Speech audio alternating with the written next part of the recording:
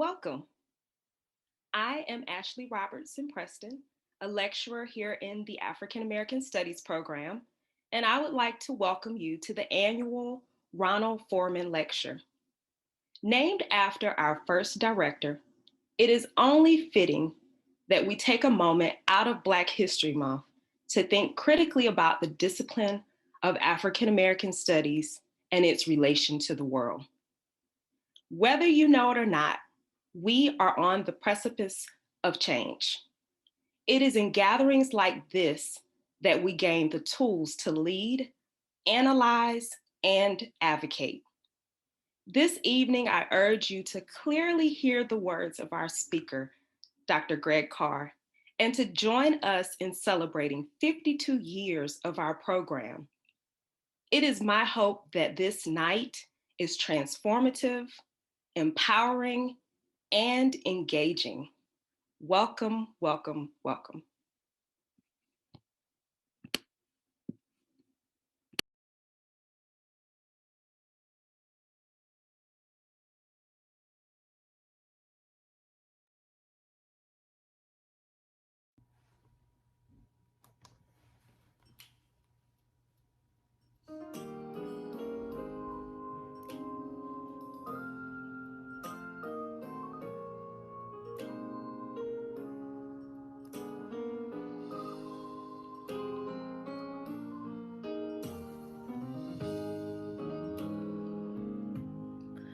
Lift every voice and sing till earth and heaven ring, ring with the harmonies of liberty. Let our rejoicing rise high as the listening skies. Let it resound loud as the rolling seas. Sing a song full of the faith that the dark past has taught us. Sing a song full of the hope that the present has brought us. Facing the rising sun of our new day begun, let us march on till victory is won. Stony the road we trod, bitter the chastening rod, felt in the days that hope unborn had died, yet with a steady beat have not our weary feet come to the place for which our fathers died. We have come over a way that with tears has been watered.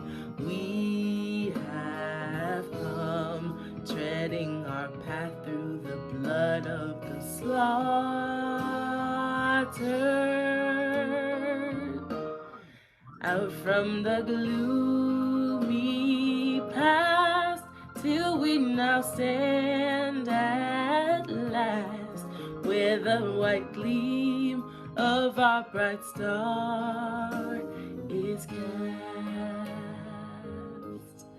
God of our weary years, God of our silent tears, Thou who hast brought us thus far on our way, Thou who hast by Thy might led us into the light, keep us forever in the path we pray. lest our feet stray from the places, oh God, where we met thee, lest our hearts, drunk with the wine of the world, we forget thee, shadowed beneath thy hand.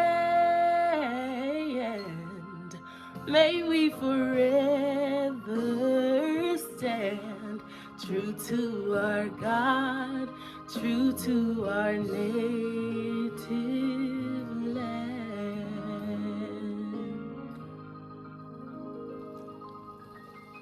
Thank you.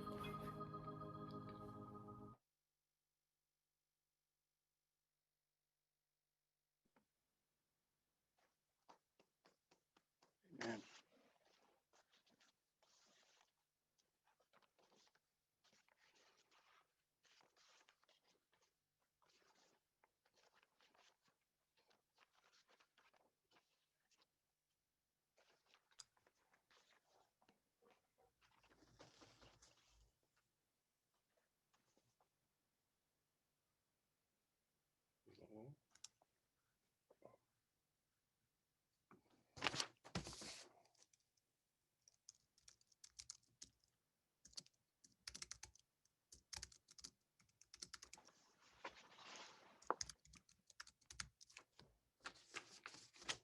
Oh, I got you. All right. Oh, so thank you, Kristen Thompson for singing the Black National Anthem. Up next, we have Stanley Richards' poem. Stanley Richards, Alachua County Poet Laureate.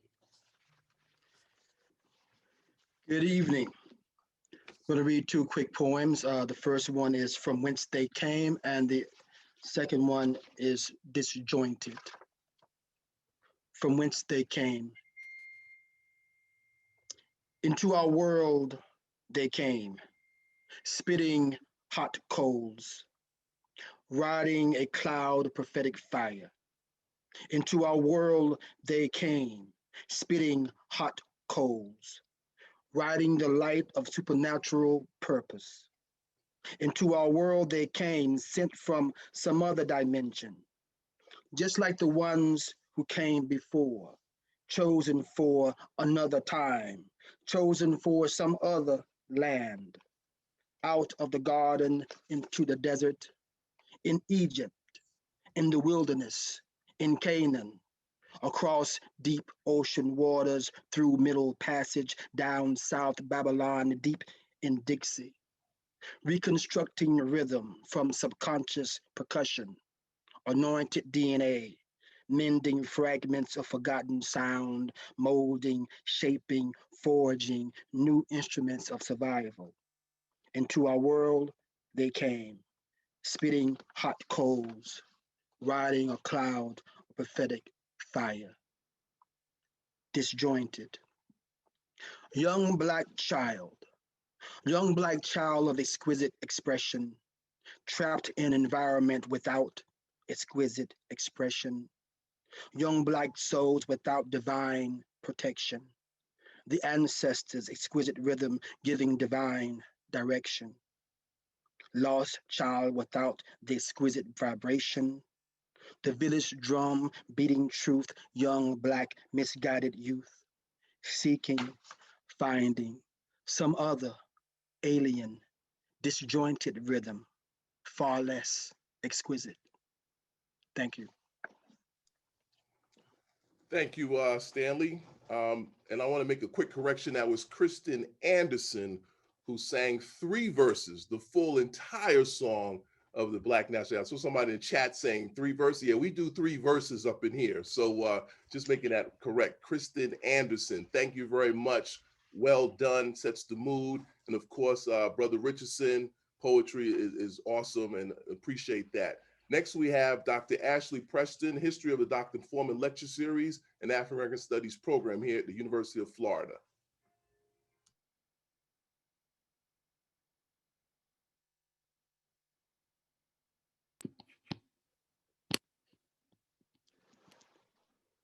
Last month, the University of Florida and the community lost someone that played a critical role in the history of this institution. The Honorable Judge Stephen P. Mickles Sr.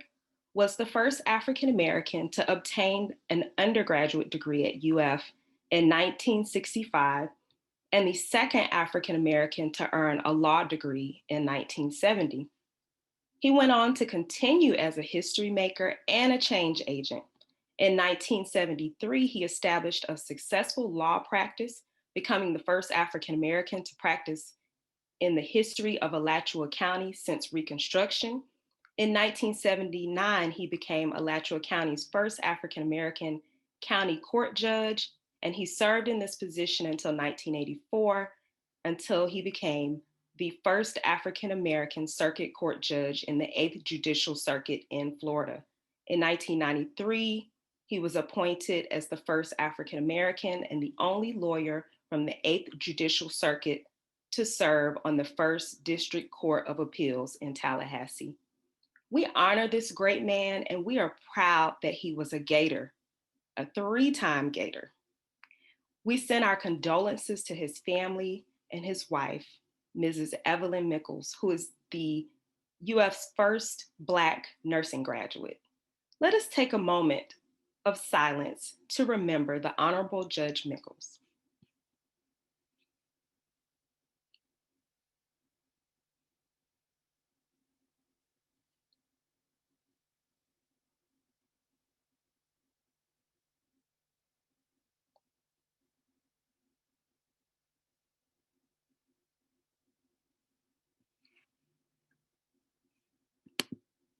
Truly, he was a history maker.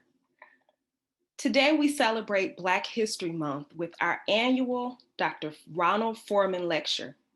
Dr. Carter G. Woodson, the founder of Negro History Week, now month, urged us to study all year and let this occasion be a time that we demonstrate what we have learned collectively. It is a year-round, in and out of season.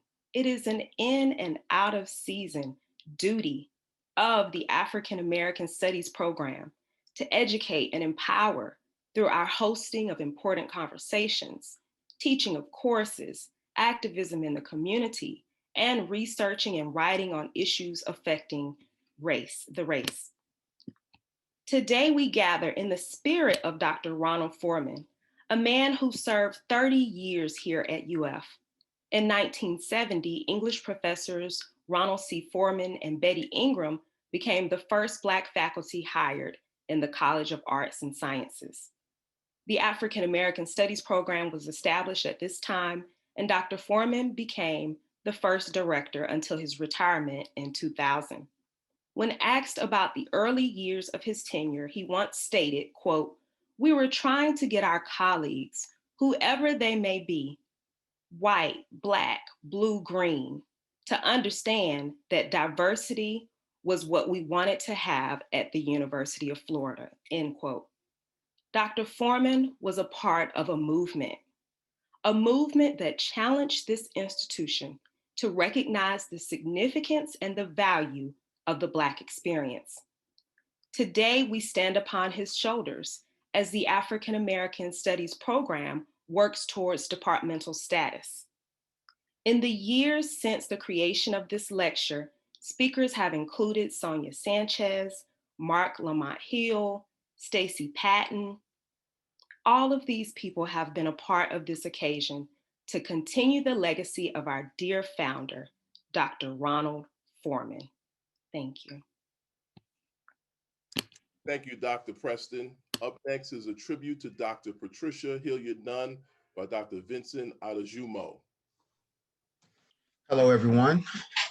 Happy to be with you all today on this occasion. When reflecting upon my friend, my colleague, my mentor, Patricia, kind of tough because we've had all the tributes, but I kind of want to take a different approach and move us towards some things that we could do in the future in her honor. But when I first met Trish, as we affectionately called her, this was back in 2011. I had just came to the program as a graduate student. And, she took me under her wing, kind of explained certain things of how things go. Really, really mentored me in a lot of in how to conduct myself. And, the first time I actually saw her teach and really be in her element was when she gave a presentation on blackface in 2012. And so, as you all remember this, if or maybe you might not be aware, but in 2012 there were actually two blackface incidences. One happened in 2011 from the volleyball team, and another one was for the softball team in 2012. So in the frat house. So she gave a presentation, very strong, very passionate about the history of blackface. And although you still had a lot of people who were still not paying attention, she really, for the most part, captivated the audience. And that really, to me, really thinking back and reflecting, that really to me was kind of in that new era, the first introduction to African American studies to the entire campus in that time period, and really giving it that activist type of face. So Trish was really the face behind that. And so throughout the years that I've known her, she always was on the front line. She always was in the trenches when there was MCDA plans to combine La Casita and the Institute of Black Culture. Trish was right there. She was right there. She was right there on the front lines, protesting, giving speeches on why this is a detriment to the university, why our Black students deserve better. Really, everybody deserves better, but especially our Black African American students deserve better. You do not combine La Casita with IBC just as much as you wouldn't combine, I don't know, the Jewish house with the Muslim house. You just wouldn't do it. And so, she was really, really strong in that. Then she was on the front lines for Richard Spencer. I remember going to the rally that we had for that. Again, on the front lines, took pictures and everything. She was a member, soror of Delta Sigma Theta, me, a member of Phi Beta Sigma fraternity. So we always had a commonality there as well. And so she was on the front lines again, even this past time for JJ Finley when we marched. She was there. She was right there. She gave an impassionate speech about why the name should be changed. And not only just that name, but Trish was always a person that was forward thinking, right? It's not just about the here and now. I remember when there was discussion about African American studies becoming upgrading in some capacity 5 years ago. And me, I thought, well, maybe we should just be a center. But she was like, no, if we're gonna do this, we need to become a department. She was a nice person, a loving person, very thoughtful, very funny, but she was very skeptical of trick bags. She didn't tolerate that. We will often talk, just kind of picking her brain. And one thing she always used to say to me was, Vince, if they're not serious, I'm not going to waste my time. And little did I know, in thinking back to it, I didn't realize how many layers that statement had because she was on borrowed time. She was on borrowed time. So she really did not have time to waste. So in gathering for this occasion today, obviously Dr. Carr and Trish had a relationship as well. So I'm very glad that we have him here today. But I also just want to leave you all with this as we move forward with the idea out there of African American studies. We're still a program. We're not a department. We're still a program. But being that we're still a program, just to make sure that everything that we do, just to make sure that it's not a waste of time. It's not a waste of time. So whether we're talking about in this context or whether you're talking about in life, you do not waste time. If it's a waste of time, you go find something else to do. So I just want to leave you all with that. Again, I'm still grieving, still have a lot to say about it, but what already has been said, that's where we're going to leave it at. So thank you.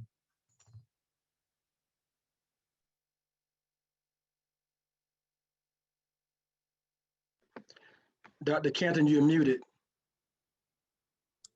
Thank you for that. I should know this by now. Appreciate that, Brother Richardson. So next up, we have the man of the hour, Dr. Greg Carr is Associate Professor of Afro-American Studies and Adjunct Professor of Law at Howard University, serving as Afro-American Studies Department Chair for 12 years. He's the first Vice President of the Association for the Study of Classical African Civilizations and editor of The Compass, the Journal of ASCAP. A former board member of the National Council for Black Studies, Professor Carr has twice been named HBCU Male Faculty Member of the Year by HBCU Digest. He designed the framework for Philadelphia's mandatory high school African American history course and co-founded Philadelphia Freedom Schools. His written scholarship has appeared in journals such as Socialism and Democracy, publications of the Modern Languages Association, and the CLA Journal, among others, and he has contributed chapters to books such as Malcolm X, Historical Reader, the African American Studies Reader, Contemporary African American Literature, The Living Canon, and the African World History Project, among others. He is a commentator in a wide range of print, electronic, and social media, is a weekly panelist on the daily digital news show, Roland Martin Unfiltered, and co-hosts Karen Hunter's weekly Saturday YouTube series, In Class with Carr. He tweets at Africana Carr and blogs at drgregcarr.com. Without further ado, let's welcome Dr. Greg Carr. Thank you.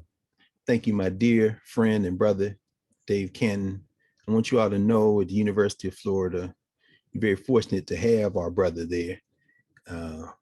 I don't go all the way back to New York with the brother, but we met up in the streets of Philly back in the day when we were scrapping to get these driver's licenses. You know, a PhD is like a driver's license. It ain't no evidence of whether you can drive or not, but you need one if you get stopped by the police. And out in these academic streets, the provosts and the presidents and the faculty hiring committees require you to have that paper.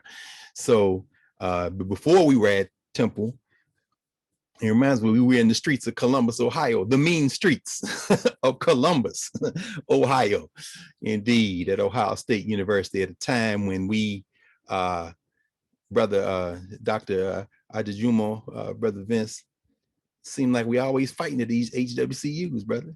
We had to ball up both fists. We were coming along at Ohio State. When we were at, it was when they had the Rodney King verdict. We've gotten used to it now. So everybody don't get your hopes up in Minneapolis, St. Paul. We all know that it's more likely than not that the murderer of George Floyd will be set free by the prosecutor and the grand jury. But that hadn't been, well, I shouldn't say the prosecutor because Keith Ellison said he's going to take it to the jury. But anytime you turn it over to a jury of their peers, hope you understand what I'm saying, they're going to let them go. And as Simi Valley, as the sun went down in California and the swap meet went up in flames, David, myself, all of our friends, and we went over to the administration building at Ohio State University, and somebody snatched the flag off the pole. Next thing you know, it was in flames, and some kind of way we came up with 10 demands.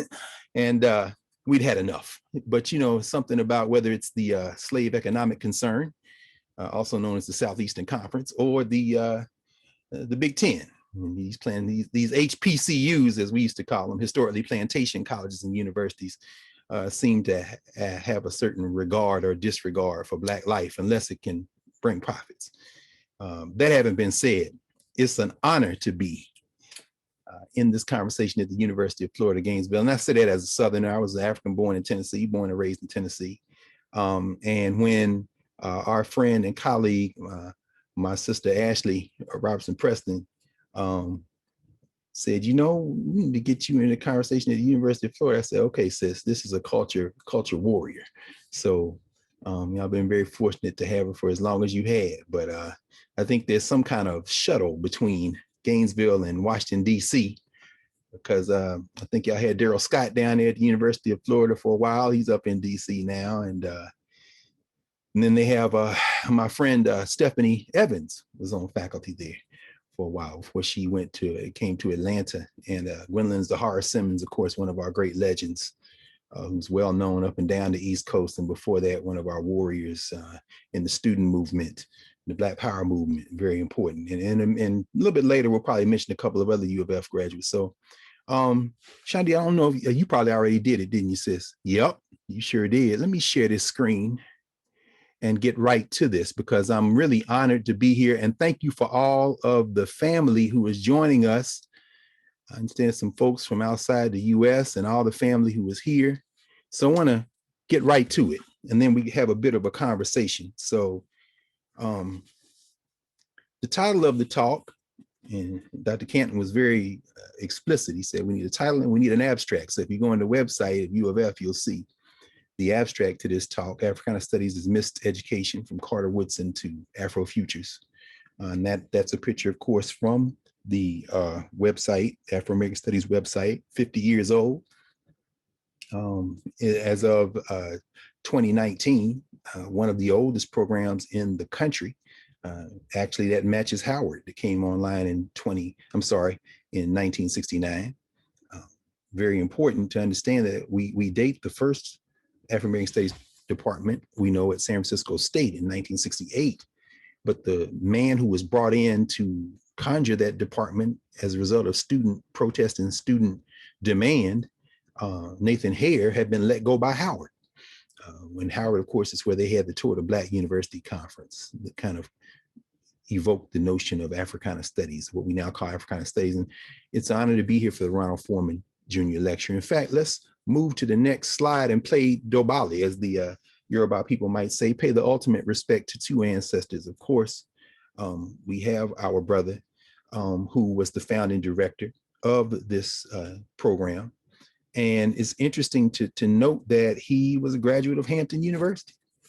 Very important to note that, not only did he come out of Hampton, he got his master's from North Carolina Central. Ashley certainly knows, all the Jegners that trained her know how important that institution is in the keeping of Black memory, before going off to the University of Illinois for his doctorate degree, and then spending, as we heard, over 30 years on the faculty at the University of Florida. Very important brother who understood the importance of Black institutions, having taught before U of F at Shaw and Knoxville College and Tuskegee, before coming to Gainesville. The momentum then of understanding how not only we must build and sustain Black institutional spaces, but in these non-Black spaces, create Black institutional spaces, forms of maroon spaces in these often difficult to navigate institutions. And speaking of that, yes, Doc, I do want to mention, Dr. Adejima, I want to add to you and everyone else in the family here, our celebration of our recent ancestor, our sister, Tricia Hilliard Nunn, Nefertari. A lot of folks knew her in the African-centered community, also a graduate of Hampton. And we know that there she is with one of her endeavors that will always mark her, along with all the rest of her work, that historical marker to remember, to never forget, in fact, the Newberry Six, after that Truth and Reconciliation Commission that she was central in helping to convene. So that when you talk about James Dennis and Bert and Mary Dennis and Stella Young and Reverend Josh Raskin and Andrew McHenry, who were lynched August the 18th, 1916, there she is, Tricia Nefertari, with sisters there, understanding that we must always speak their names. We must always elevate those ancestors. And once we make transition, they fight for us. They fight for us, whether they be ancestors who reach, quote unquote, a ripe old age on this side of the earth, or whether they are premature ancestors like the Newberry Six, or like George Floyd or Breonna Taylor, and so many others, Ahmaud Arbery, and so many others, Sandra Bland, so many others we could name, beginning, of course, with the modern iteration of Black young people joining this movement, of course, with the murdered Trayvon Martin. premature ancestors, all but ancestors nonetheless, and they fight for us, and they are all on the other side. We speak their names, and the cycle returns. They strengthen us to fight on this side of the earth. Love always to her family, to her partner, Ken Nunn, on the faculty there at the University of Florida in law school, my dear brother. When her father, his father-in-law, his father, the great Asa Grant Hilliard III, Baba Amakwatia II, made transition in the Nile Valley. We were there in 2007. We were actually there in the Nile Valley. I was one of the last people to see him with her mother as we watched him leaving the lodgings there in Aswan. And so when we think about that, think about Mama Patsy Joe and Baba Asa leaving that night, think about the fact that the following year, Trisha and Ken and their daughters helped us put together the first study abroad that we did at Howard, to Kemet, to the Nile Valley. And she was a co-leader of that trip, documented it. And Ken, I know there's documentary footage there, probably for 2 or 3 documentaries. It was a historic moment. We took almost 80 young people and elders to the Nile Valley, and that launched what we've now been doing going into our 2nd decade of work. This was a force of nature, remains a force of nature, the great Trisha Hilliard Nunn Nefertari. As we would say, Makaru, the voice is true. And her publishing company, of course, Makare, that you know that she was deep in the Nile Valley. So Dobali to them. Let's go with some Medunefer from Carter Woodson, from Dr. Robertson Preston's son, Carter, his namesake, who made transition in 1950. We heard the framing, the correct framing, the only framing we can give to Black History Month from Dr. Robertson Preston. It is a short period of time. We're supposed to take accounting of and celebrate what we've done the rest of the year. On the left there, you see a piece, the front page of which appears in the August 1931 issue of the Crisis magazine. Every August, they would do an issue on education. That's the 20th annual. It tells you they started that just about a year after they started the Crisis magazine under Dr. Du Bois's editorship. And on the right, that's of course, a picture of his book, his 1933 book, The Miseducation of the Negro. But Carter Godwin Woodson out of Virginia did not begin writing about education and Black institutions and Black folk, really, even though he'd been studying it for over 20 years. He didn't really start writing about it until the 1930s. This is the first piece, August 1931, where you see him really begin to address it. And of course, it is entitled The Miseducation of the Negro. Those writings in other places eventually made their way into this book 2 years later in 1933, which is a compilation of essays he had written other places. He gave a commencement speech at Fisk.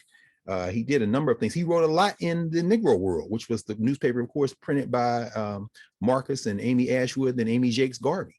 Very important to understand. He believed in Black institutions. We'll talk more about that. And so Medu Nefer is ancient Egyptian for good speech. So let's get a good speech from Carter Woodson on this subject. Here it is right here. A year ago, this time, just a little over a year ago, I was in Chicago, which is where the Association for the Study of Afro-American Life and History was started. That's me in front of the Carter Woodson Regional Library there, the Vivian C. Harsh collection, which is very important. Inside there's the plaque there talking about the founder. He started that actually, there he is in Chicago at one of the annual meetings of the Association for the Study of Negro Life and History. Woodson was an organizer, and here is the building, the Wabash YMCA, colored YMCA, where Woodson started that association in 1915, September 1915, with George Cleveland Hall, W.B. Hartgrove, J. Stamps, and Alexander L. Jackson. Very important to understand that that is where it took place. Here is the statue of Carter Woodson that many of Dr. Robertson Preston's colleagues in the public history PhD program at Howard University, graduates who went into the National Park Service, they watch over the home of Carter Woodson. This is a statue right across the street in the little island park from Woodson's house on 9th Street here in DC.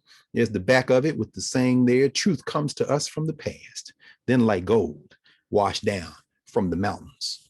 And of course, inside here is a couple of young sisters who are rangers for the National Park Service. And one of the brothers who is there, we're actually standing in Carter Woodson's bedroom, which is where he made transition in April 1950.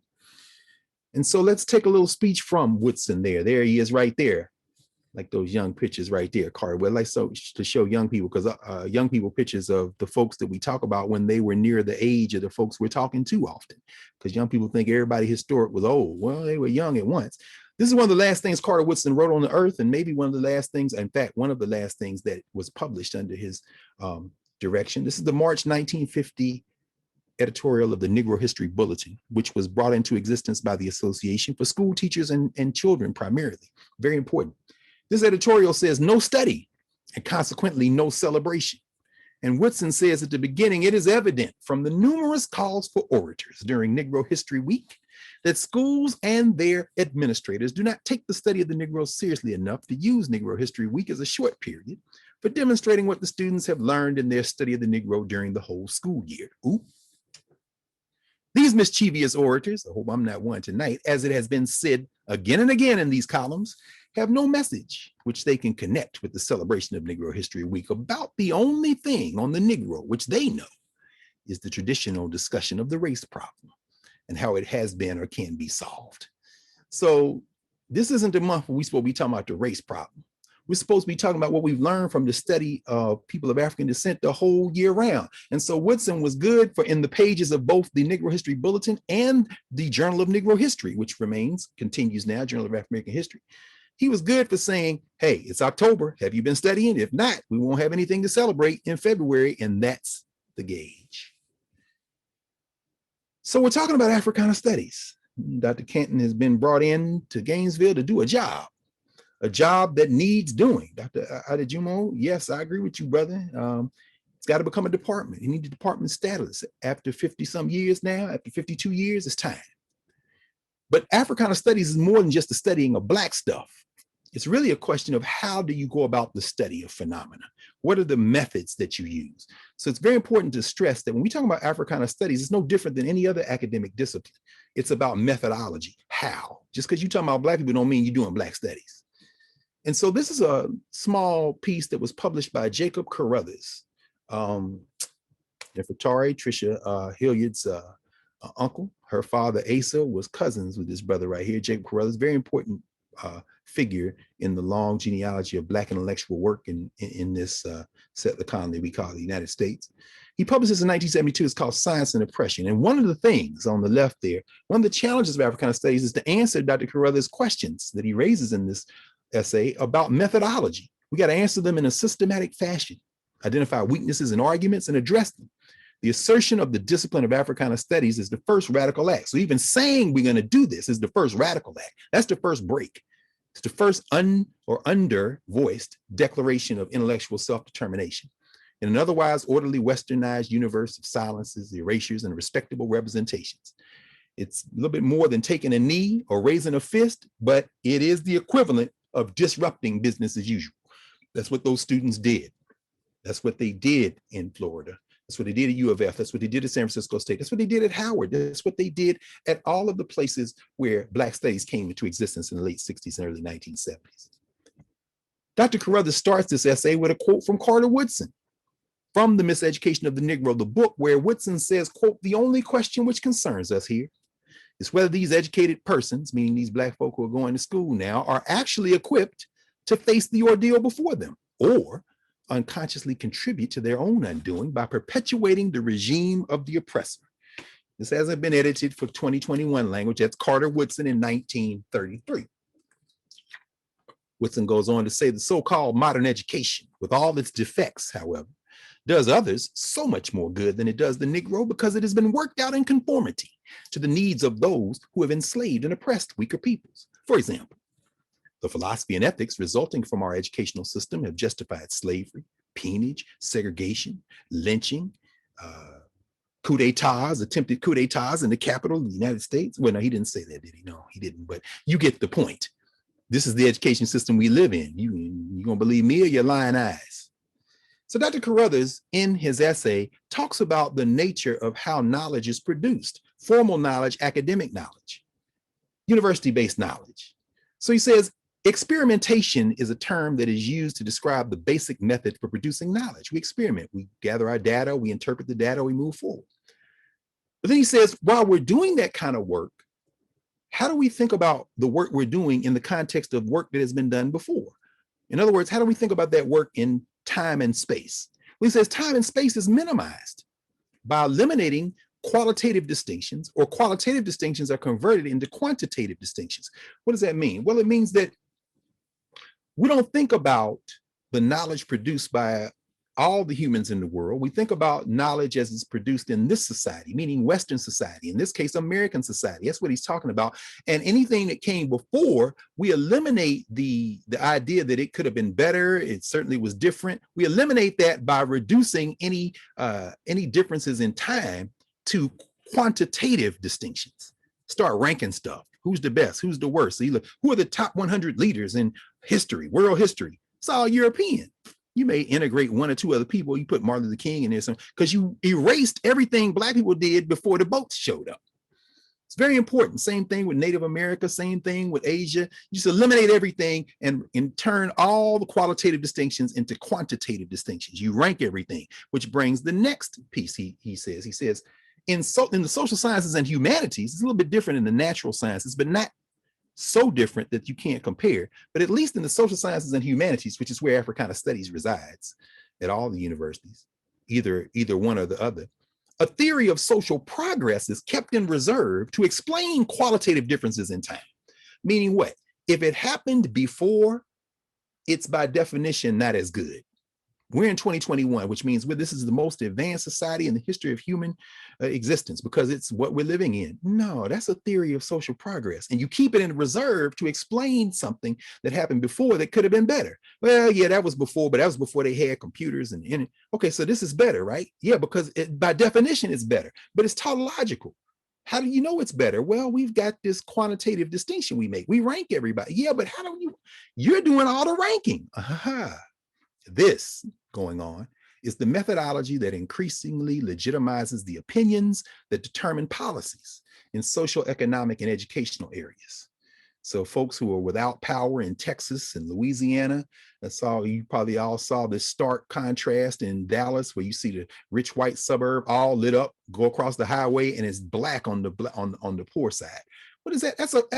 That's a social and economic policy. And what's driving it? Opinion. And what's driving the opinion? Attitudes. And what's driving the attitudes? Well, you've got a theory of progress, and you've ranked everybody to say those people on the other side of the highway aren't as developed as the people on the other side of the highway. They don't have as much money. Yeah, but you held them back. Well, don't worry about that. We've converted the qualitative distinctions into quantitative distinctions.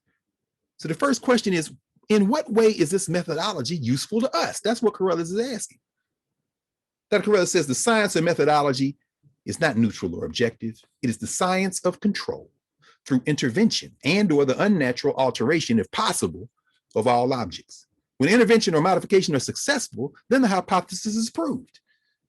In other words, okay, these people are poor because they want to be poor. See? Wait, if not, then impurification in the application of the methodology is alleged, either because of limited primary knowledge or bias.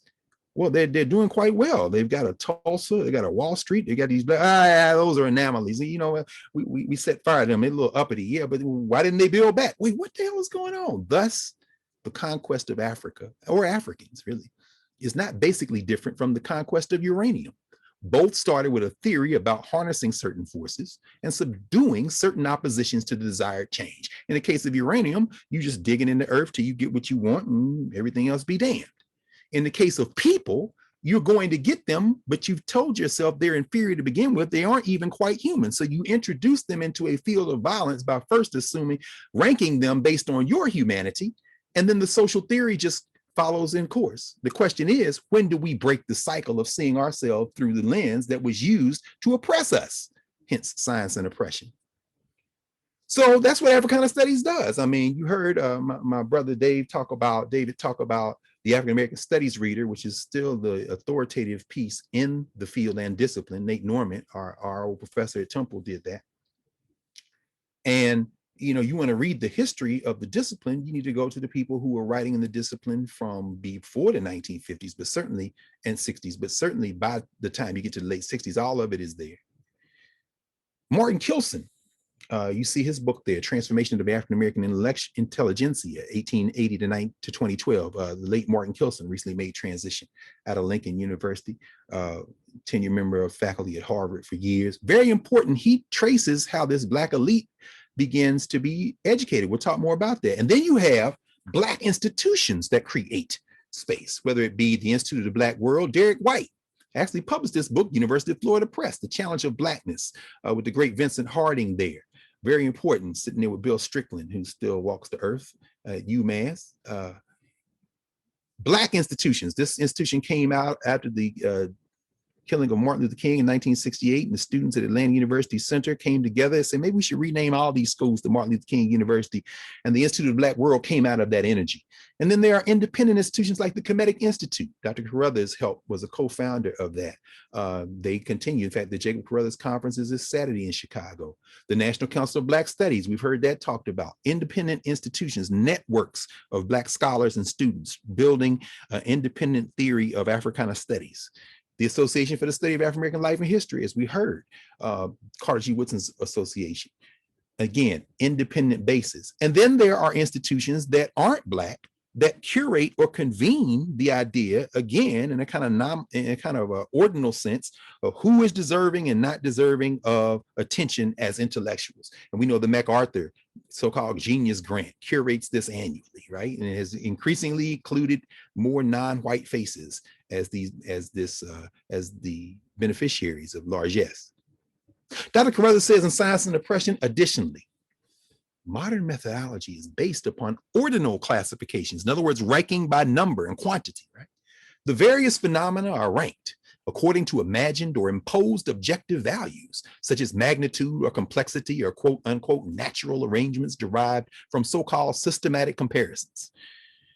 So you think, wow, how are you ranking? Well, if you read the Federalist Papers, Federalist 54 and 55, James Madison and them are arguing, Alexander Hamilton and them are arguing that Black people are property and people, as Future would say, at the same damn time. Oh, what the hell just happened? We're ranking you. There's an ordinal thing based in this case on a natural arrangement, perhaps. An offensive example, back to the quote, is the classification of African societies as simplistic and primitive and European societies as complex and advanced. A more subtle example is the assertion that amoeba are simplistic and apes are complex. The point is that all the evaluative criteria for reaching such conclusions are tautological. They're self-contained. They're explained by the system you've created to explain. Since modern science is based on subordinated arrangements, the use of it by oppressed people will result in best at rearrangement or reordering, which alone is not sufficient to solve the problem. What does that mean? When you're trying to create institutions to educate folks or a discipline like Africana Studies to break out of that cycle, you can't use the tools, as Audre Lorde might say, that have been used to create an ordinal structure with you at the bottom to break out of it. The best you can perhaps do is aspire to get recognized by that system that is ranking you and say, well, not me. And on that note, missed education. Have we missed the point that Woodson is raising? Perhaps we have. Let's look at it. Missed education and Black renaissances without Black institutions or collective repair. Can individuals become a proxy for collective progress? We see our sister here, Amanda Gorman. This is the cover of Time magazine for this week, in conversation with Michelle Obama and a former professor at the University of Florida, Ibram Kendi. I think he was Ibram Rogers when he was there in graduate school with Dr. Robinson Preston. And it came out of the same program that I came out of at Temple University a little bit later in time, Ibram Kendi. Oh, there she is again. It's a beautiful dress. And the caged bird, a gesture toward Maya Angelou, as she explains, as is explained in the issue of Time. After Gorman wore the yellow Prada coat and red headband at the inauguration, there's a 1,328% surge in search for yellow coats on the fashion search engine list, and a 560 percentage increase in interest for, quote, red headbands, end quote. WWD ran an article following the inauguration entitled, quote, Why Amanda Gorman Represents a New Kind of Style Icon, while the New York Times investigated why, quote, we can't stop thinking about Amanda Gorman's headband, end quote. Who is we? In just over 2 weeks since Inauguration Day, Gorman has been signed by IMG models, appeared on Ellen, has been deemed by many, us included, as one to watch in fashion. Now she can add an interview with Obama, one featured in Time, no less, to that list. Ordinal rankings. What becomes important and what's less important? History, philosophy, physics. Those are important disciplines. Africana Studies, and that's that black add-on, Yeah, this ordinal ranking's a hell of a drug. And inside that issue of Time magazine is an article entitled The Renaissance is Black by Ibram Kendi. And what does he say? He says the white gaze positions white people as the perpetual main character of Black life and thought. It becomes hard to create without what white people think about the creation ever present. That's because the white gaze situates white people as the audience and deports the rest of us illegal aliens. And I have spent my entire writing life trying to make sure that the white gaze was not the dominant one in any of my books. That's what Dr. Kendi has said. The book that we know him for, that he came to prominence while he was at the University of Florida, is stamped from the beginning. My question is, what if that's a question that is that a question you're raising for a white readership, a Black readership, or everybody? I guess everybody, but the white gaze didn't position that question, didn't position that project. Well, let's continue. Dr. Kendi goes on to say a Renaissance does not emerge on its own. It's true. Structures must be built. It's true. To allow creativity to truly flourish. And all of this has coincided with a moment when white executives, out of shame or guilt or good money sense, began to seek out our stories and storytellers in greater numbers. Seek out our institutions? No, seek out individuals. And then if you read the rest of the essay, you see a long list of folks, creative artists and writers and filmmakers and musicians, but none of them attached to Black institutional control. Very interesting. Black novelists, poets, filmmakers, producers, musicians, playwrights, artists, and writers got the white judge off our heads. Now, that's interesting because the white institutions are the ones that are curating this group. We are no longer focused on making white people comfortable or uncomfortable. Again, think of Science and Oppression and how Dr. Carruthers talks about how choices are made in white institutions and white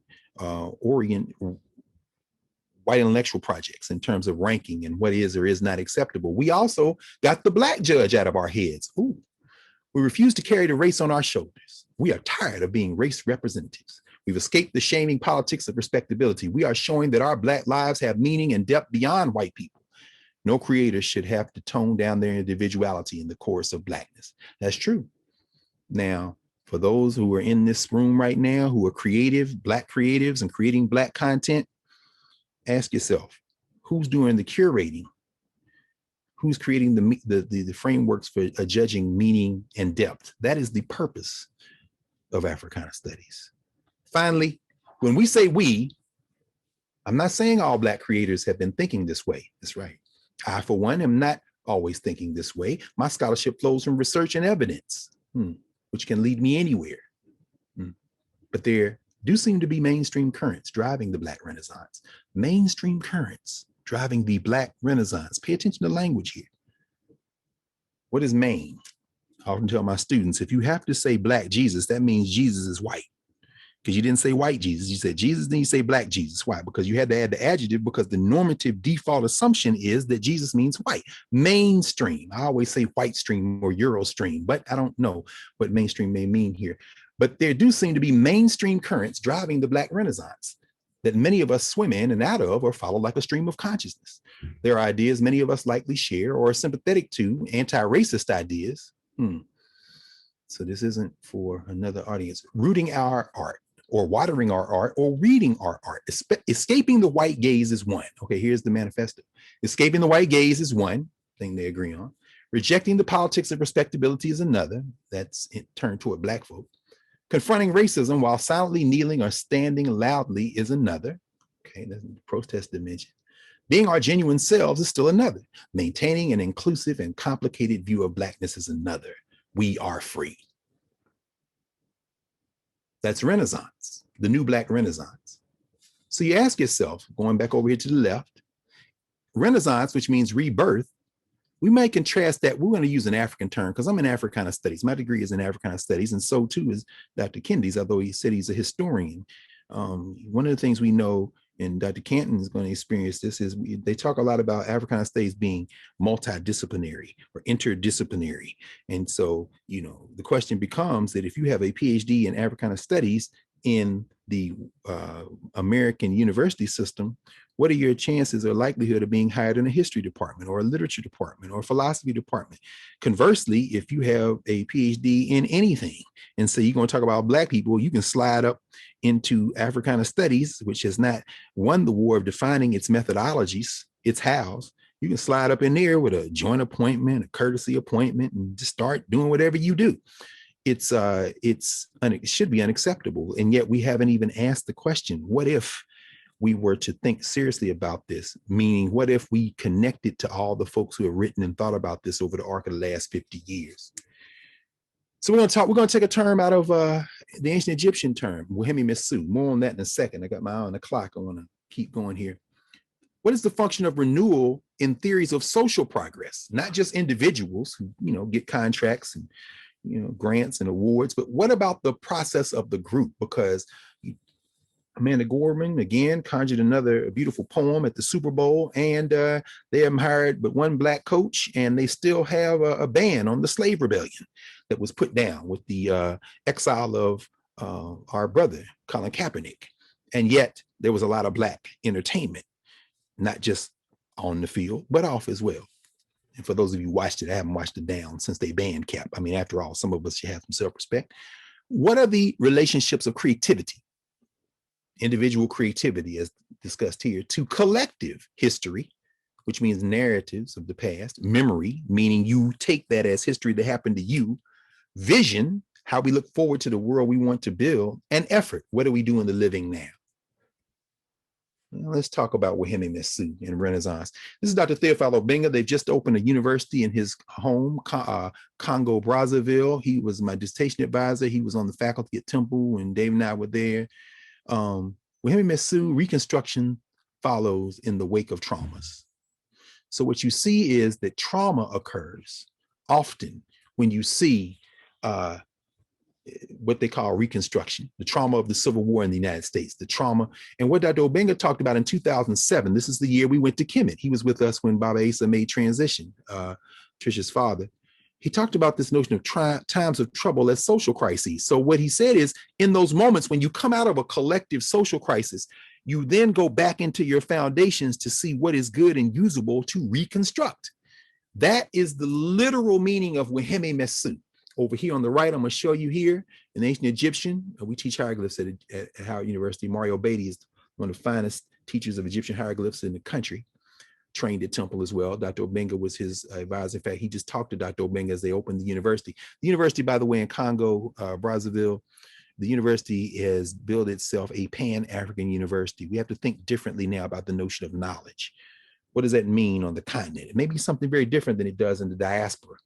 Wahem means to repeat an action.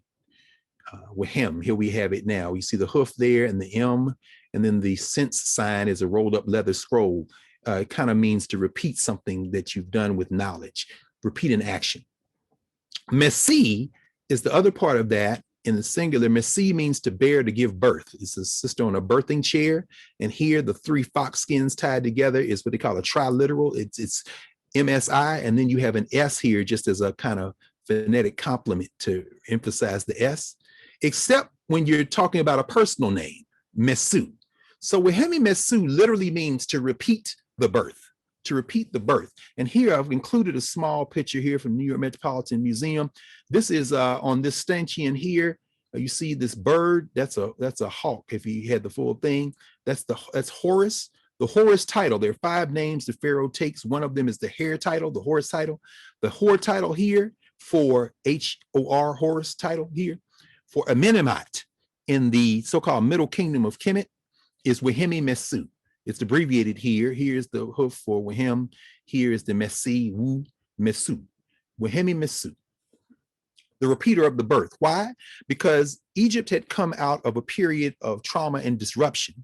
And so the new government was charged with going into the long memory to find what was good and to restore and then extend the best of the pre-trauma period. Think about that. So when you hear Elijah Cummings or Cory Booker, and we are better than this, I'm saying, I'm going back to your founding documents and I don't see it.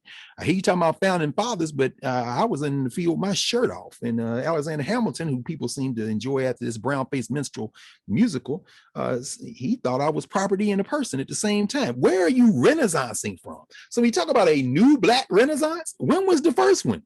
Well, it was the Harlem Renaissance. No, that's what Carl Van Vechten and them called the New Negro movement. Well, it was the Black Arts movement. Yeah, and they didn't call it a Renaissance.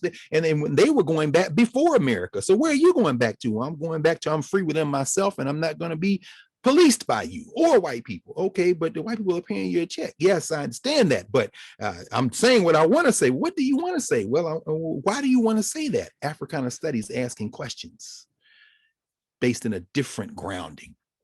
What is the genealogy? And what happens when you engage in fundamental alienation?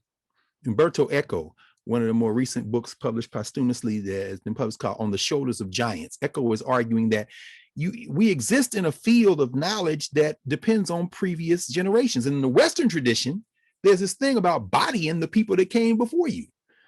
The idea that people who may not have made much of a contribution will turn around and say everything the people who said before me was deeply flawed. It's like an intergenerational murder. You want to look for it, think about the Oedipus thing. Let me go ahead and kill my parents and just do unspeakable things. Well, we think about this movement now, the American descendants of slavery, finding parents with a slave mentality. Okay, who are your parents? Well, my parents start with the boat. Really? The first human beings on the planet, over half of recorded human history took place in Africa before people walked out as Homo sapiens sapiens, and you want to start with this morning on the boat? Yes, and we got reparations. Okay, who are you talking to? I'm talking to my new parents. Who are your new parents? These people who owe us. They don't owe you nothing if you can't make them pay. So what is the Afro futures? And how do Afro futures start? Where are we starting from and why? Is Woodson's dream of integrating African memory to transform American history into collective memory possible or desirable? Because there is no collective American memory. It's like the United States is not a country, a nation, as much as it is a state or a country with many different nations in it. Ask people with their lights off right now. W.B. Du Bois said this about Carter Woodson in an obituary he wrote in April 1950, right after Woodson made transition. He says, no white university ever recognized his work. No white scientific society ever honored him. Perhaps this was his greatest reward. See, Woodson didn't care what people thought about him. And after around 1933, when the white grants he had from Roosevelt and Phelps Stokes and a few of these Stokes and a few of these other institutions kind of dried up, Woodson turned to Black folk, school children, churches, institutions, and they raised money for the Association for the Study of Afro-American Life and History. He grounded it, in other words, in a Black institution. He was fiercely independent in that. Let's go back to Martin Kilson's book again, The Transformation of the African-American Intelligentsia, because Kilson was born and raised in segregation. And he says in the book, indeed, when my age cohort of African-American high school students entered college in the post-World War II period, as I did, in other words, the period, Woodson lived 5 years after the end of World War II. So it's right as Woodson is giving up, finishing his earthly work, Kilson comes of age. And he says, being the fourth generation of 20th century college-going African-Americans, meaning Kilson was in that fourth generation. He says, by the time I came in, some 90% of us were still entering Negro colleges. Here's a graduate of Negro College, John Hope Franklin. John Hope Franklin was recruited in 1947 to write a history of African-Americans for a publisher, now McGraw-Hill, Alfred Knopf at the time. He was writing that history because there was a textbook market to be had, but it was in the segregated schools. And up until then, the schools that the Black schools taught Black history, many of them, chronicled in the Negro History Bulletin and other places. And the textbook, one of the main textbooks they used was Carter G. Woodson and Charles Wesley's The Negro in Our History. Black institutional control. They were reviewed in the Black press, also the white press, but they were published in the journal. The reviews were published in the Journal of Negro History, controlled by Black folk. And Kilson is saying, I came of age during that generation. W.E.B. Du Bois has something to say about that. Du Bois, who also graduated from HBCU, Fisk. Du Bois, his friend John Hope was somebody who John Hope Franklin was named for, the president of Atlanta University, Morehouse College. Dr. Du Bois gave a talk in July 1960, just before he and his wife, Shirley Graham Du Bois, left for Ghana, never to return, called Whither Now and Why. It's in that book, The Education of Black People, but I also took this photograph from my collection. This is actually the printing. This is the speech as transcribed and published in the July 1960 issue of the Quarterly Review of Higher Education Among Negroes, along with Howard University's Journal of Negro Education. This one was published at Johnson C. Smith University, this journal. These are the leading journals in Black education during segregation. Black institutions, Black scholars. Du Bois raises this question. He's talking to Black social studies teachers in 1960s. He's at Johnson C. Smith when he gives this talk. He says, I got some questions.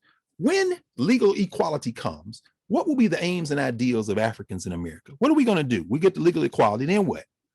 He says, I think this is what's going to happen. You're going to see a serial decline of education among African people, Blacks, Negroes, as he would say.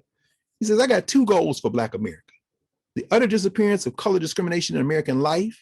In other words, change all the laws, make sure the equity is there. We got to have all equitable distribution of resources, and the preservation of African history and culture as a valuable contribution to modern civilization as it was to medieval and ancient civilization.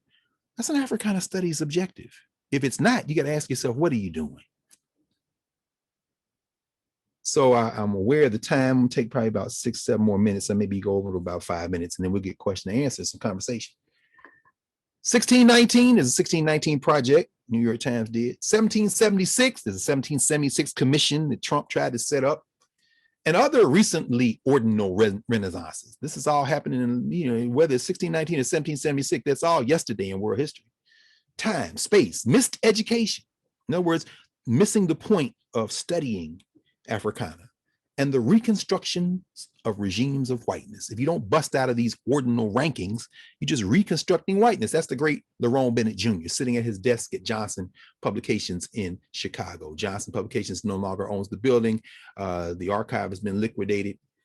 This is actually from a couple of years ago, right after the 1619 project debuted. The Museum of African American History and Culture here in DC had a forum, a day-long forum on it. And that's actually Jake Silverstein, the editor of the New York Times, Nicole Hannah-Jones, of course, the lead on this 1619 project, Mary Elliott, who coming out of the public history program there at Howard, Dr. Preston. And there's Eric Foner, the great historian, American historian, Kay Lewis, who's one of Dr. Preston's colleagues at Howard, and myself.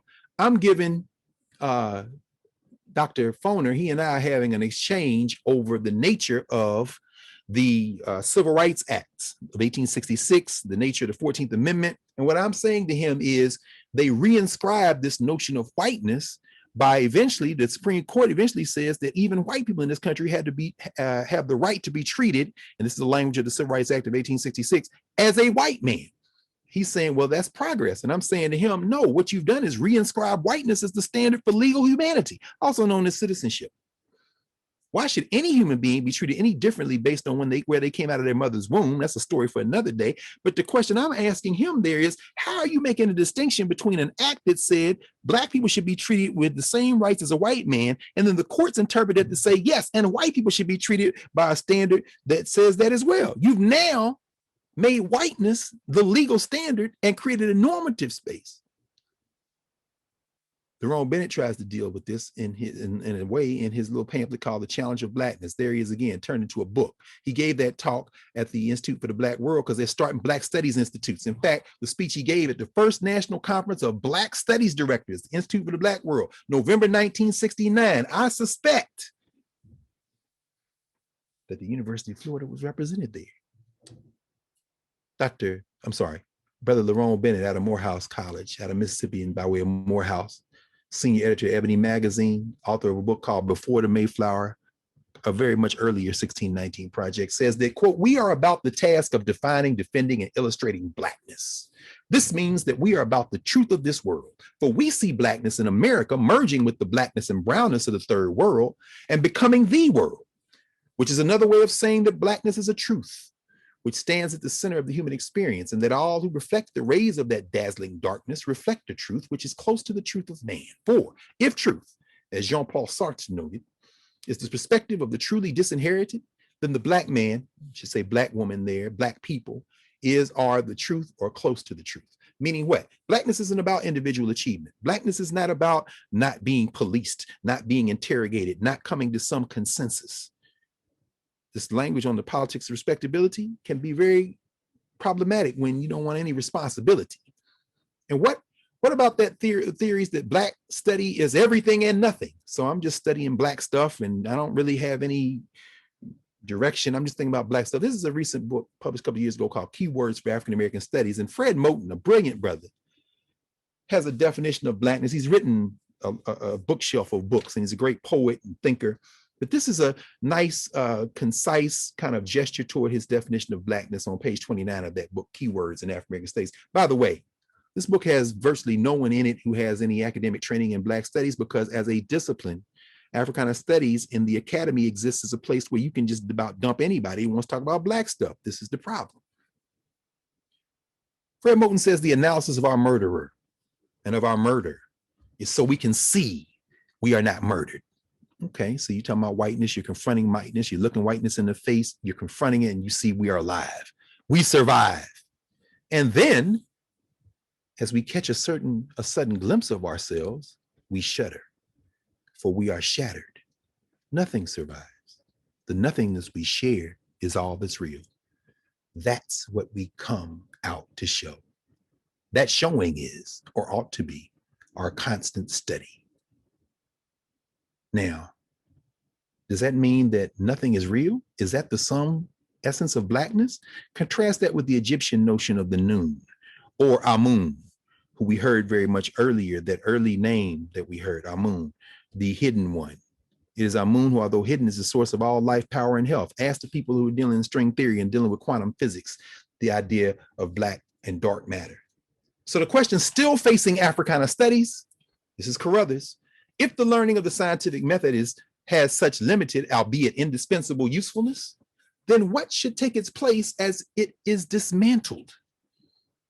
This is the question of Africana Studies. Africana Studies isn't just an expression of Black joy. It isn't just an exploration of individual creativity, which is often then curated and subsidized by non-Black institutions. It's a question of collective advance and then ultimately dismantling the system that would oppress any of us. The solution is difficult to formulate. In other words, it's hard to even think about these things, partly because we so often confuse the familiar with the necessary. As you're building there, as Dave Canton is leading this emergence, this Wahemi Mesu of sorts of Africana Studies at the University of Florida, in the spirit of Nefertari, Pat Nunn Hilliard, in the spirit of all the folks who have been there before, what needs to happen? It isn't grounded in the familiar. It's grounded in the necessary. The answer is, in short, the systematic gathering and studying of the collective wisdom of the oppressed people. In other words, not just your creativity, but how are you tapping into this deep well, this long arc of genealogy that allows you to go with a sense of self that exists for millennia before the trauma. Don't start with the trauma and then using the wisdom to determine such things as priorities and validity. It's very difficult, very difficult. Institutional education and missed education. What are futures for Africana Studies in conclusion? Adam Habib's book, I recommend, Rebels and Rage. Adam Habib is now the chancellor, the leader rather, of the School of Oriental and African Studies in London, University of London. Before that, he was the vice chancellor, director of the University of Witwatersrand in South Africa. He was in charge when the students came and said, oh no, Rhodes must fall. And I've stayed on that campus, University of Cape Town, with Howard students. There was a statue of Cecil Rhodes there. Every morning I'd get up and walk down to the road to get the papers and come back, get ready for class that we were teaching. I get a chance to spit on that statue every morning. Can't do it anymore. Why? The students said Rhodes must fall. Get rid of that statue. They got rid of statues all over the world. They throwing statues trying to stop everybody here in America. As long as you Negroes don't want power, we'll give you the statues.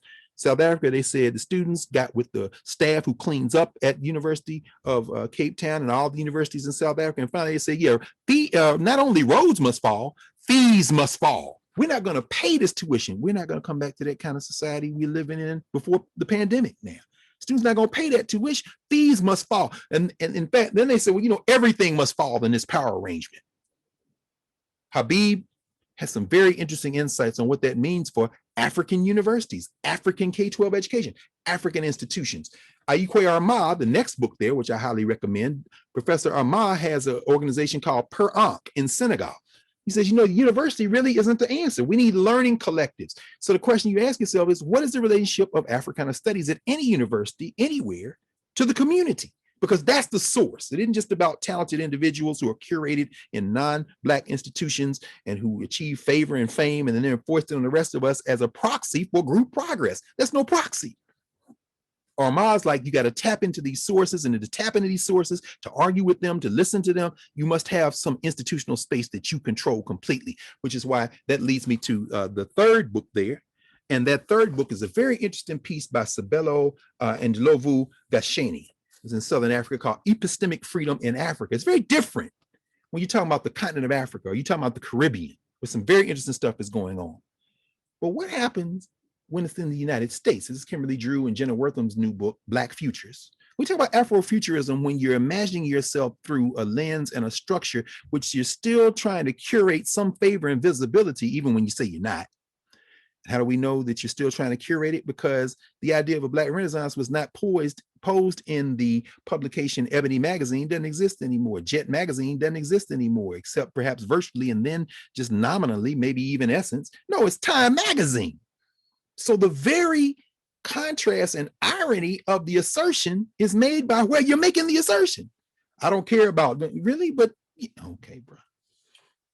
So the questions finally are, how are distinct methods in Africana studies linked to questions of human existence, raised in long and unbroken genealogies of Africana discourses across time and space? Is Africana studies possible in institutional spaces not tethered to non-Black elite-oriented objectives and aspirations? Last question, should academic intellectual work non-deliberately connected to collective repair be called Africana studies? As Sonia Sanchez, a previous speaker in this annual ritual, used to ask, still asks, yeah, but how do it free us? I thank y'all for letting me do that little bit of a talk, and let's have a conversation here. Thank you. Appreciate that, Brother Carr. Like I said, we go back to Ohio State, and I think if he has a mind, I'll sum it up. I mean, the program here at UF will be the Philadelphia Tribune, Lerone Bennett, Ebony Jet, Hoyt Filler, Black Digest, Julie Dash, Daughters of the Dust, Tony K. Bombara, Gil Noble, Like It Is, Tony Brown's Journal, Love Jones, and Don Cornelius Soul Train program. So essentially, you know, when that's we're talking about that perspective. You just did that, Baba. See, that's why y'all hired David Canton. He can do it off the top of his head. You can't make that up, brother. You can't run to the library for that, Baba. That's right. So we'll go ahead, we'll have a Q&A, and I'd like to introduce Shandia Liu. She is a student worker, first-year student in the social media game. When I came on board, the reality is social media, Facebook, Instagram, I forgot the other one, you know, the third one, I can't think of it right now, but she's in charge of all of that. She's gonna lead the Q&A and also give out our social media feeds. We want people to be engaged with the program online. That's what we're trying to do here as well. So she will handle the Q&A. So if you have a question, put in the chat and she will read it out, and then Dr. Carr will respond. Hello, everyone. Thank you, Dr. Carr. The first question is from Keyshawn. My question for you is, in looking at various Pan-African movements in the countries that formed out of it, if the US were to fall and begins anew, what elements from African constitutions can we use? It's a good question. I would say very quickly, and I'll try to keep these answers brief, realizing this is just the beginning of conversation. Very much looking forward to seeing what y'all gonna build down there, Dave, because I mean, we had these networks. I think the concept of the state is deteriorating everywhere, including Africa. Networks are beginning to emerge to replace that. That is, if we're still on the ball. Global warming may take us all out. The United States isn't going to be here much longer in the current form. I think that's not news, particularly as people grow stronger at the local levels. And so Chancellor Williams's book, The Destruction of Black Civilization, is dated 1970, well, 3, really 4. But his book draws upon a couple of decades of study and travel in those newly independent African countries. And he talks about something called the African Constitution. It's really more of a philosophy of history book than a history book. But I think what we can draw from it is the idea that collective practice, collective work that is engaged in making sure that the least of these have food and clothing and shelter, those kind of practices have to inform our work, regardless of racial background, cultural background, and African people bring those sensibilities to this country. In other words, this isn't about democracy. So that's that science and oppression thing, this ordinal thing. You got to rank even the language. Black folk in the 60s, they brought their simple ways into creating new meaning. Stop. The only people who were in this space who were thinking about the idea of everyone being able to eat, everyone be able to participate, even though there were rankings inside those, were the Africans and the Aboriginals. Y'all came here with the idea that certain ones of you were better than the others. Ask Benjamin Banneker's grandmother, who got run out of England because they said to her she was an indentured servant, and they said we could either put you in jail or send you to America. And that's how she ends up over here in Maryland in the first place. There was always a ranking by gender, ranking by class. The thing finally that we need to draw on, it seems to me, and the thing that continental Africa has to draw on, which is why that language and the discussion they're having now on the continent, across the continent, about the nature of learning, the work being driven by those young people in Southern Africa with the fees must fall, with fallism, is we must now have a Wahemi Mesu, not a Black Renaissance, a return to those things which make sense in our long memory and are bringing them forward to adapt to contemporary circumstances and add our own creative intelligence. And I think that's something that has to happen all over the world. I don't know in the United States where that ends up doing, other than improving the lives of people on the ground locally. I don't know that the United States of America can survive as a polity with that sensibility operating at the federal level, because some people, as they've shown, will choose their whiteness over their life and yours. And I don't know that sickness can be eradicated as a country. All right, thank you. Mm-hmm. Do you think, someone asked, do you think there is authentic Blackness? If so, can authentic Blackness only exist in Black institutions? If Blackness is curated into the white stream, is it automatically an ordinal distinction that is only being consumed or praised based on its relative position to whiteness? Yes, I think so. And I think that it doesn't exist at Black institutions largely. I think in many ways, historically Black colleges are Black-faced, historically white schools. And that is in fact the fight. In other words, why aren't the major Africana Studies programs at HBCUs? The answer usually from people is, well, why would we need Africana Studies? We are a Black school. And at that point, what you see is that ordinal ranking has been replicated. Particularly now, at least when Booker Washington and Du Bois and them were struggling over the idea of vocational education, it was with generation, and then the generation after would come out of the lash. Now we've got vocational education operating at historically Black colleges and universities that has eviscerated even the concept of cultural grounding. Take the concept of Black excellence. What does that mean? That means the internship, that means the entrepreneur, that means, oh, you've replicated the white model. When I hear Black excellence, I just start laughing. I'm like, what do you mean? And then it's very difficult to articulate. And I want to be able to wear my hair any kind of way I want when I'm on that job.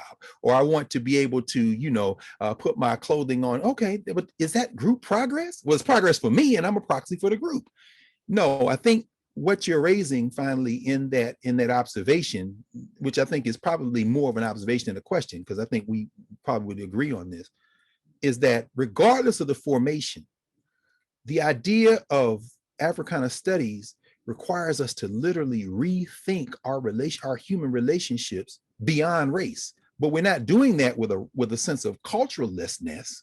In fact, I would say probably the best thing to do for us would be to nurture those community relationships. Look at what Trisha and them were doing. Look at what Vince and them were doing. I mean, it's the community that drives and sustains. It's the Stan Richardsons of the world. It's the sisters who, it's the community that's to ask Ashley. She knows that very well, has taught that work a lot, particularly with dealing with Mary Bethune. It's the community that sustains those of us who the community sends into these other spaces, whether they be HBCUs or HWCUs. And those, I think, need to be the locus of that work. All right, thank you. Mm-hmm. Keyshawn also asked, in the Georgia State Legislature aims to implement curriculum that focuses on African and African American history. within the public school system?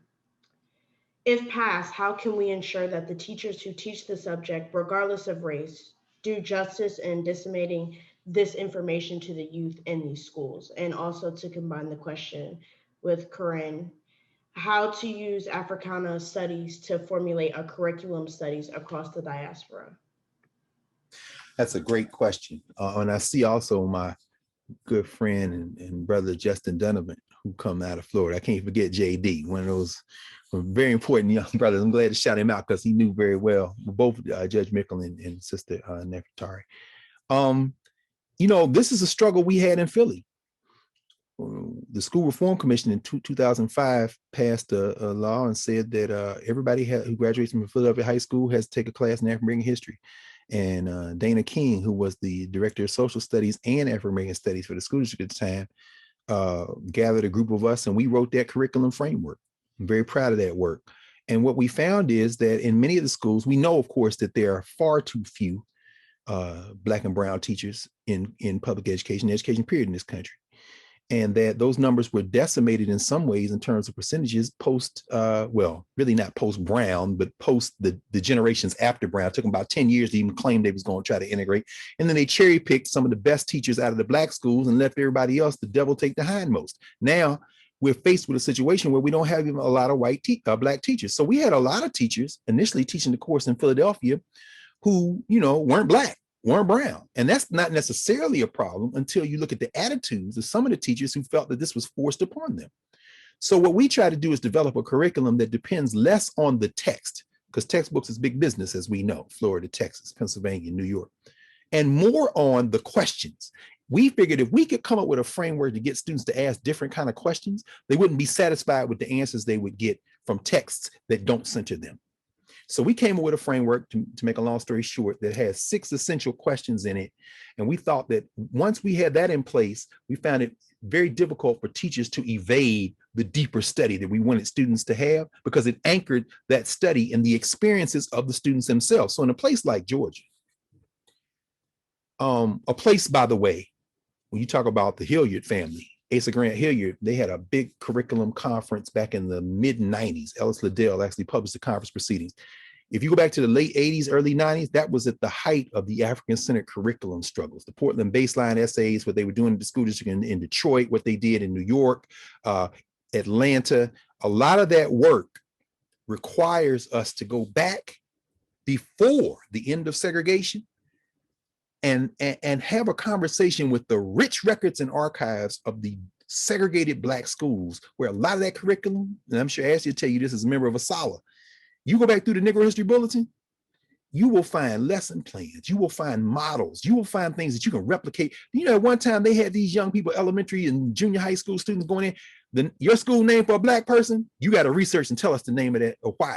I mean, imagine that kind of momentum in 2021. It's all there. And if you pass that law, it's up to the rest of us then to surround the curriculum writers with the right questions and getting into that Black archive, and the rest will take care of itself. All right, thank you. Mm-hmm. Do you think Carter G. Woodson thought white educational institutions should promote, celebrate, honor Black History Month? Did he advocate for Negro History Week in desegregated schools? Absolutely. Absolutely. In fact, Woodson, here's the irony of it. During that African-centered curriculum fights back in the 90s, there was a dude named Arthur Schlesinger Jr. Arthur Schlesinger Jr. was basically, y'all watched The Wire, he was an Omar for white respectability.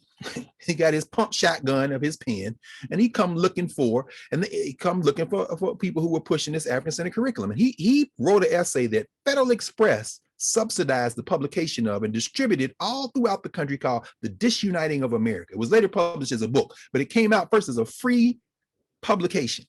Had pictures of Maulana Karenga, Trisha's father, Asa Hilliard, had all these people say, Leonard Jeffries, these are the people you got to watch for. Now, here's the irony. His father, Arthur Schlesinger Sr., was a regular participant in Carter G. Woodson's Association for the Study of Negro Life and History, and read papers at Asala regularly, along with Herbert Aptheker, along with, what's my man's name? August Meyer.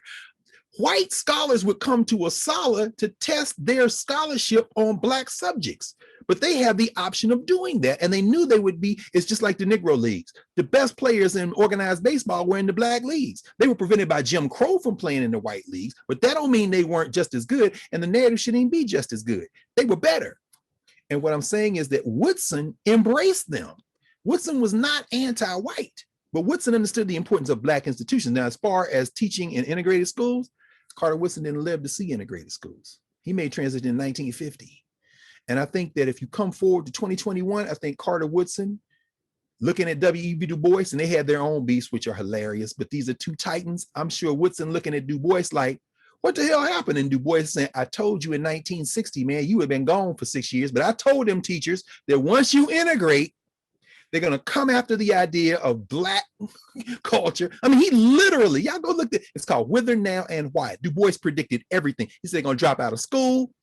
You ain't going to have the teachers. Once you give up control, I'm not saying that we shouldn't have equality. We must accept equality or die. In fact, Woodson says that. I'm sorry, Du Bois says that. But he says, once you've established equality under the law, you got the deeper question of race and culture. What are you going to do when they finally say, now, looks like what they did was cherry pick a few people, stick one on the cover of Time magazine, and another one write an essay saying it's a new Black Renaissance. And the rest of us basically got to worry about whether or not it's going to be some lights tonight in Texas and Louisiana. This is the trick.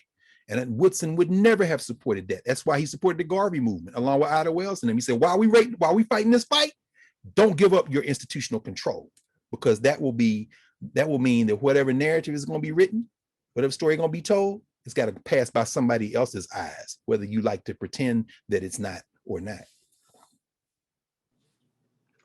All right. Nanimus says, is there space for ADOS in social justice efforts? And along with that, Kimberly says, assuming the accuracy of ancestral DNA testing, how do you recommend one seeks to reconnect with their African country of origin in a respectful and authentic manner? First of all, I think DNA is not the way. Remember what Carruthers writes in Science and Oppression. Establishing some sense of authenticity or some sense of connection based on the science is in fact reinscribing this ordinal relationship. What is the argument again? And in fact, Catherine Franke wrote a book a couple of years ago called Repair, where she's talking about reparations. She talks about the betrayals during Reconstruction, when all these 4 million plus Africans did not get the land.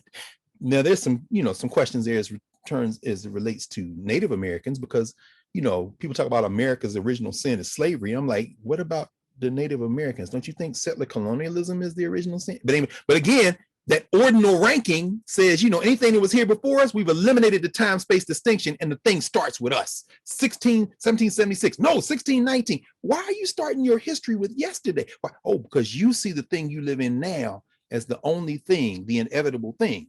So how does that relate to what you raised? When you start talking about DNA testing, again, it's reinscribing this ordinal ranking, except now it's turned inward. I privilege myself over this African from the continent. Then we all come from Africa. Yeah, but we went through slavery. Didn't they go through colonialism? Yeah, but we went. That's being driven by pain. That's being driven by the trauma. There is no renaissance. There is no Wahimi Mesu. There is no healing, because the point of departure is itself the field of violence. So is there a place for ADOS? I am the descendant on both sides of Africans who were enslaved in Tennessee and Alabama. That would technically make me ADOS.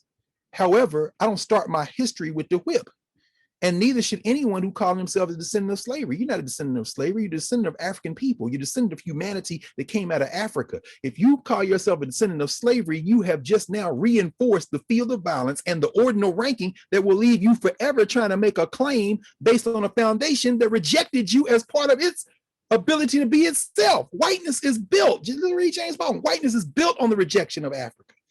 That's what Michael Gomez says in Exchange in Our Country, Mark. If you're going to build a reparations claim on on demanding from some people whose whole identity is based on not being you, that they owe you, think of the trauma. think of think of any of us who have been in a traumatic relationship, professional, personal, but with somebody who has rejected us, and we will never feel whole until we take the idea of them out of our minds and thereby take their capacity to define our humanity. So don't worry about a DNA test. In fact, I should say this, my colleague, one of the most brilliant scientists we have, Fatima Jackson, directed the Montague Cobb lab at Howard, biological anthropology lab. She helped set up the first DNA bank in Africa. And you know, those businesses, basically, if you're taking a DNA test, they're only testing your DNA against everybody else who took their test. So what you're basically doing is handing over your DNA, paying them for the pleasure. And then that's why the circles come back, and it's always bigger for Europeans. So, those are the people who took the test, and more of them took the test in Ireland, in England, things like that. But Fatima says, once you get past like your great grandparents, you just out there playing in the science. It'd be much more useful to get the children in the family together with the old people in the family, get the tape recorder going and saying, tell us your history. Tell us everything you can remember. And then send them to the archive and link that oral history up with the documents. And then when you make the reparations claim, understand that the attempted dehumanization of Africa created a notion of Blackness that is a global stigma. You owe everybody. And we ain't even saying you ever gonna pay. But making that declaration of global solidarity is what has been the fuel for every collective advancement in any of the places we've been in. It was the engine for the civil rights movement. Read Mary Dudziak or Gerald Horne. It was when this country thought that African people were going to link in solidarity to people beyond these borders that they made a few concessions. And guess who benefited the most? The Black elite. Let's stop following these Negro elites, saying that their progress is your progress. If you ain't got nothing, then all they've done is secure for themselves. And a lot of it was based on the fact that they feared that these Negroes was going to look beyond these borders. So it's very important. We got to get beyond that notion. But no disrespect to ADOS, I'm one myself. My vision is a lot wider though and deeper. And so should, I think, all of ours be. All right. Yuwande asks, in my experience, persistent academic critique and intellectual sparring is framed as one of the most important skills sets a graduate student can acquire. This language reminds me of your comments on science and oppression around ranking. How can young Black grad students resist this training perspective while still managing to earn that driver's license degree we're pursuing? It's a great question. Everybody in this room right now who has gotten one or two of these degrees can tell you how to do it. One thing is, you ain't trying to show out for them. You know what you need to do to pass a driver's test? Drive around the block, use the right signals, parallel park. You out here trying to show you can do. Now everybody calm down. You ain't trying to impress them. One thing you can do is think about an Africana Studies PhD in the right place too. Now, there ain't nothing wrong with that. But while you're doing that, there is now a moment that has been bought literally by the blood of our community for people to back up off you. So there are a couple of things. I'll say these very quickly. Number one, do not isolate yourself from the communities. Wherever you're going to school, find the Black people because they will fight for you. You understand? University of Florida got some space because it never turned its back on the community. That's very important. Number two, whatever your subject is, particularly if you're in the humanities and social sciences, tap into Africana as a source. You might want to write your dissertation on something. Think about community work. Think about those historical figures that you can tap into. You'll become the expert on them. And then finally, to reiterate what I said the first time, when you understand that you're displacing this question of ordinal ranking and authority, if you've entered a program where you see yourself at a structural disadvantage, cross the T's, dot the I's, do no more or less than what is required, and keep all your notes. And the minute they give you that paper, which is no evidence of your intelligence, but whether or not you can color in the lines, thank them, move on, and publish the book with everything that you left out in, and watch them all have a stroke on the way to, well, that's not true. They'll wait 5 years and then claim that they were with you all along. Stop trying to impress these people. Don't lose your focus. I'll stop. All right, the next question is, how do we keep our people engaged in learning Africana studies? Well, I think I'll answer this very quickly. I think by beginning with them. I was listening to I was in a class, teach a hip hop class in the spring at Howard, and we were watching Felipe Luciano, one of the early members of the Last Poets. And he was talking about the fact that you often see divisions. I think it's particularly germane in Florida between Spanish speaking communities and English speaking communities. And he was like, don't go for that. In other words, he said, understand that our collective oppression and our experiences, a lot of the blood of Africa runs through the veins of our Spanish-speaking communities. And even in those cases where there isn't as much, there's still a collective experience of oppression, of imperialism. Getting our folk interested in Africana studies begins with the folk. Meaning what? Before, and as we're talking about Woodson, as we're talking about Egypt, or as we're talking about any of the ways of knowing that come out of Africana, connected to the family histories. That's what we did in Philadelphia. So when we asked those first couple of questions, we asked a social structure question. Who are the people you're studying to the society they find themselves in? That's a social structure question. Then we asked the question that keeps us engaged finally, which is the governance question. Who are they to each other? So in Philadelphia, or for that matter, in Gainesville or Miami or in Jacksonville, or, you got communities of folk who connect with each other around dance, around food, around religion, around spirituality. You go home, your assignment is to come back with your community history or your family history, not the whole thing. Just do a little interview with somebody. Go find somebody over 75 years old, related or not, hopefully related, but if not, come back with the assignment. Go around the room once as everybody's reading their stuff. Everybody's in it now. Now let's go talk to somebody who you didn't know. Carter Woodson, you didn't know him, but we're going to ask him some questions like that. Read his 1943 piece, My Recollection of Veterans of the Civil War. When his mom and daddy said, you got to learn how to read and write. He's working in the coal mine. And when he get off his shift, he got to go over to Oliver Jones' house and read the newspapers to the brothers who can't read. And then they tell him stories about being veterans in the Civil War. Now you go home and figure out how you're going to get your family history. You connect the thing to what people know.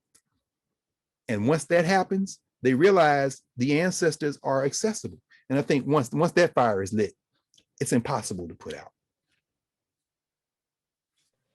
All right, for our last question, I'm just going to combine a couple of them. A lot of people ask about what about futurism, science, and technology in Africana studies, and how do you use technology and for community education and organized storytelling? It's very interesting. I'll keep this very quick as well. Listening to elders and listening to people who maybe not be elders, but who have grown up in communities where applied science is at the center of their work yields a great deal of insight as to the intersections of culture and science. Talk to some farmers. Talk to some people who, I was in a conversation a couple of weeks ago. We were at our regional meeting, Southern Region of the Association for the Study of Classical African Civilization. There's a brother who grew up in South Carolina. And he was talking about how his granddaddy, he learned as a little boy to watching his grandfather, they're going to slaughter this pig. So for a week or two before the slaughter, they fed the pig different. Why you feed the pig different? Because we're going to eat this pig and they have to be clean. Is this for bowel movement? No, it's to change the alkaline. It's like to change the, this is the corn that we soaked in. This is all applied science. One of the most important figures in Africana studies is George Washington Carver. Go back and read Carver's engagement with the applied science that requires a level of mastery in chemistry, but then he's in conversation. He's not telling farmers what to do all the time. He's in conversation with farmers. And so they might not be able to sit down and draw a formula for you, but what they can tell you is this is the plant does this, this crop does this, this is how we make sure soil depletion doesn't happen. The only thing holding me back now is resources. So Carver goes, well, what's the substitute I can use? What's the fertilizer substitute I can use? The science, in other words, is implied in the culture. And a lot of that science is in the heads of people who have never darkened the door of a university. We walk right past them on the way to somewhere to study. No, stop. Stop at the church and ask. Stop at the community center and ask. Just see. A month of that and then convening. I think the passageways of thinking about science for students who are studying science, the passageways to connect what you're learning in the classroom with what has been going on right in front of you your whole life, that passageway, you'll draw a better map than any of us who aren't in the sciences directly the physical sciences, natural sciences could ever draw. What a powerful, powerful conversation. This has been so fruitful. I hope that everyone took notes tonight. We are recording, so this will be available at some point. Dr. Carr, truly, we really appreciate you. If you don't mind, please put your Twitter handle. Oh, yes. The social in the chat for us. I'll put it in panelists and attendees that everybody can see it there, huh? Oh, that's great. That's it. Thank you. Yes, indeed. My email is easy too. My email is Howard email. So, as long as the Negro College email don't go down, Dr. Robinson Preston, you gotta make sure now. I don't want to laugh. Our people. But thank you so much to everyone who participated tonight. Thank you so much to Ms. Kristen Anderson for ushering us into this moment with that beautiful selection. Thank you to Mr. E. Stanley Richardson for that thought-provoking poem. Dr. Adejima, your tribute to our dear sister, Dr. Hilliard Nunn. It left us with a valuable lesson to use our time wisely while we are still here. Dr. Canton, thank you for leading our program and continuing this program at such a critical time. Truly the lessons, the words that we heard here tonight, we can go out and apply everything. Shandia, we appreciate you for hosting this Q&A, and to also Miss Yesenia Jarrett for her efforts behind the scenes. Thank you so much. She always keeps us together. Last but not least, Dr. Carr, thank you for this timely message that encouraged us to truly study and understand the key ideas and philosophies of the discipline of Africana Studies, and then to apply this to analyze what we see happening in the world now. Dr. Obenga, Dr. Carruthers, Dr. Woodson, Dr. Norman, Dr. Hope Franklin, Dr. Du Bois. Remember the names, remember the work, and continue to study. Continue to study all year. Tonight has been a powerful conversation, and we thank you all for joining us on a Tuesday night, and we hope that you have a wonderful evening.